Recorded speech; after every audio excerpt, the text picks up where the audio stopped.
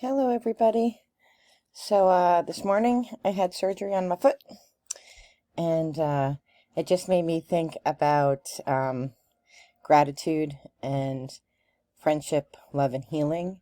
I try to push out love and divine love, but I was a recipient today and the last few days of so many kind people who were praying for me or are praying for me, and we're sending positive vibrations and energy my way. The pre-admission testing was a little concerning. There were some things that we weren't aware of, or that I wasn't aware of, um, mostly tied to my foot and the damage that it was causing sort of my overall body, but some other things that are concerning mostly to me because I've been sitting on my butt for 2 years during COVID, and then really sitting on my butt the last 6 months with this injury. And just some reminders for me to take better care of some other parts of my physical life and my physical shell. I was worried, and then the power of friendship is amazing. Yesterday morning I got my results. Now, Padawan, back in the day, you used to have to wait to go to a doctor's office or wait for a phone call from your doctor to sort of go through your medical results. But now they publish them in your chart. And I don't know what I'm looking at. Like, I have no idea what I'm reading. I'm like, I'm freaking out because, there's H's and L's and all kinds of things next to whatever the hell it says. And I can't even pronounce half these words. I feel like at such a loss. And so I text my best friend that lives down in Arizona, and I'm like, she's a nurse and a good one. And so I text her and I'm like, are you free? And I know there's like a time difference, and sometimes it's 2 hours, sometimes it's 3 hours. I have no idea what time it is for her, but I'm like I'm ready to like jump off a cliff, right? Because I'm like paranoid and I have anxiety because I don't know what I'm looking at. And, she's like, she calls me and we go through this stuff, and she's like, don't worry about that. And she made me laugh because, some of the stuff is because I'm, old and fat and have bad habits. And so she's like, like, don't worry about that. That's not something to worry about. That's, something that the doctor probably talked to you about and things like that. So she talked me out of a tree, which was very, very great. And then I have other nursing friends and colleagues who, reached out, and a friend of mine, who's a podiatrist, reached out, like, any questions that you have or anything that you want to know. So I really felt supported, and there was, this time when I was like so nervous, and it just impressed me sort of looking back at it that like right away, like spirit had these people come into my life to like, just make me like feel relaxed and like this is going to be okay, and you're going to be fine, and you're doing the right thing. This is better long term, so that you can get back on trail and get back to being in parades and doing the things I enjoy doing. So this morning I had to, so we had planned for months, the Appalachian Long Distance Hiker Association, which I'm on the board of, we had planned a hiker feed for this morning. And, I didn't get to pick the date of the surgery. Like, it was either today or I had to wait till August, which I didn't want to wait that long. So, so I had to be up there at 7. So of course I couldn't eat after midnight, and we're having a hiker feed and we're making breakfast, which is my favorite meal of the day. But I wasn't hungry. I could watch people eat. It didn't make me upset or anything. And thankfully some people in the community stepped forward and volunteered, because I was going to go and help set up, but then I had to leave to go to the hospital, and I didn't know what time that was going to be because they didn't tell me. They told me yesterday what time I had to be there, which was 9:45. I'm like, oh, that's great, because I had to like go home and like you have to do like 2 showers, one the night before and the one the day of, this with the special soap. So I was going to have to come home and shower with special soap and put a dress on just to make life easier for me when I came out of recovery. So I did that, and I get to the hospital at night. And so I just want to say thank you to the people from Palmerton who stepped up.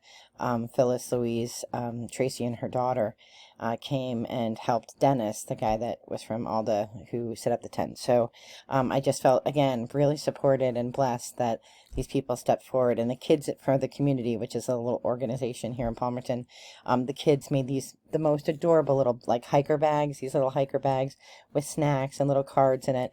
And the hikers loved the cards. They loved them. They like read their names, and they were there, and they took pictures of them. So it was really cute. So I felt good going into the surgery. Got there at 9:45. They do all the stuff, and the surgeon was late, so I didn't actually go into surgery until about 10 afternoon. And like, oh my God, I'm gonna be here forever. And of course, I'm starving now. I want lobster thermidor and like a entire buffet of crap to eat because I'm starving and I'm thirsty because I haven't had anything. So, they as they were wheeling me in, the nurse, anesthetist, I don't know how to say that. I think that's how you say it. She's like, "Well, you're gonna start feeling something," and I'm like, "I don't feel anything." And then all of a sudden, like they open the doors of the OR, and the next thing you know, I'm waking up in the recovery room. I've had anesthesia, like the twilight stuff, before for an endoscopy and a colonoscopy. So I thought that was going to be, and I had no reactions to that. This must have been different kind of stuff, because wow, what a trip I was on. Everybody was in like triplicate, like the nurse, there were three of them. The doctor comes in and she's like talking to me, and I'm like, I don't understand a word she's saying. And she's talking to me. I'm like, oh my God, there are three of you. Which one of you's talking? She's like, I am. And like all the hands go up. I'm like, oh, this is this is wild. Anyway, it took me a while to come out of recovery just because I was like loopy and I had no idea what I was doing. So we left, and we picked up lunch on the way home. There's a restaurant right there that we like called Wheelahands. So Dave picked up burgers for us, and I had like 2 bites, and I'm like, oh, I need to go home and go to bed. So I was texting like my pipe band and some other people who had sent me private messages. I never text when you're coming off of anesthesia. I don't know what the hell I was talking about. I mean, I know I texted my son just so he would know because he was going to work, and told him to tell his brother because Julian was really worried about me. And so I remember doing that, and I remember talking to some other people too. It was just hysterical. Like, don't text when you're coming out of anesthesia.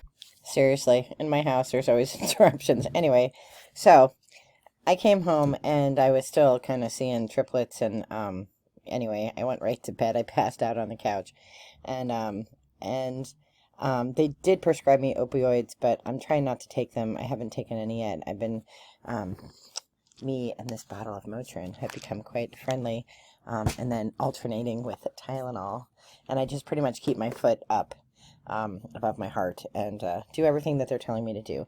And when I'm sitting or laying down, it feels fine. It feels like when you cut your hand when you're cooking. I'm not a cook, so I cut my hand a lot, I guess.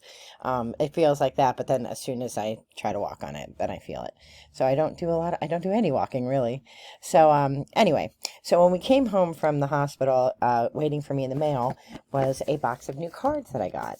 And they're not cleaned yet, but it came with like a little gift card with another card in it that said gratitude. And I thought, what a great sign from Spirit, right? And to just be thankful for all the people who just showed tremendous love to me on Facebook and on Twitter and personally in IMs and texts. And I really am so humbled and feel so thankful for all the love and prayers and support. I have my prayer team, Vicky and Tom, who pray for me consistently, and I pray for them consistently. But all kinds of people came out of the woodwork and were praying and sending positive energy and vibes. So thank you so much for that. And thankfully everybody was pretty amused by my drunken text. They were, Dave told me I was very funny when he got to me. He said I was making the nurses laugh, and I don't remember any of it, so I hope it was good. So the plan now is to go back and put my foot up and go back to sleep some more, but I would feel amiss if I didn't come and say thank you to everybody for love, and I do feel tremendous gratitude to Spirit and to everybody who sent light and love. So thank you, and I will catch you next time. Be well.